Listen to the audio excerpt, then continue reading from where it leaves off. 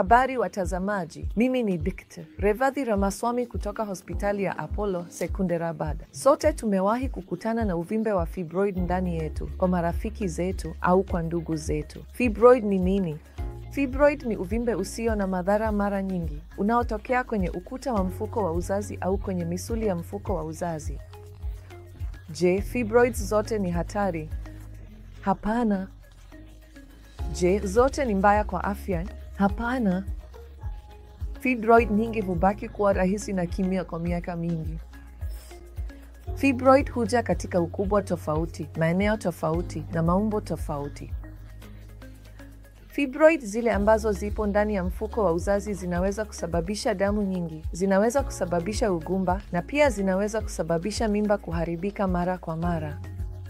Hizi zinaweza kushughulikiwa kwa kutumia hysteroscopy na kuondolewa.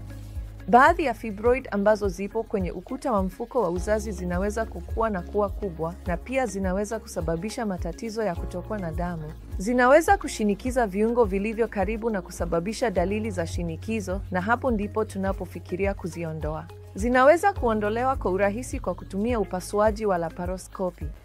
Baadhi yao, upasuaji wa laparoscopic unahitaji ujuzi wa hali ya juu, kwa sababu mara tu tunapoondoa fibroid kutoka kwenye mfuko wa uzazi lazima ushonwe vizuri ili uweze kufanya kazi zake za uzazi baadaye.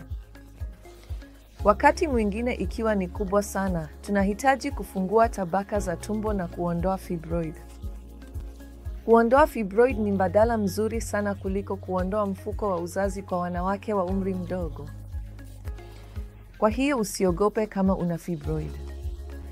Fibroid ndogo hazina shida kabisa.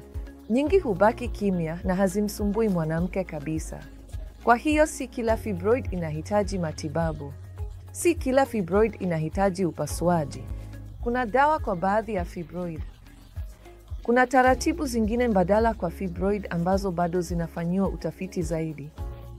Lakini kwa sasa, njia yenye matumaini zaidi ni kuondoa fibroid kwa upasuaji. Asanteni marafiki.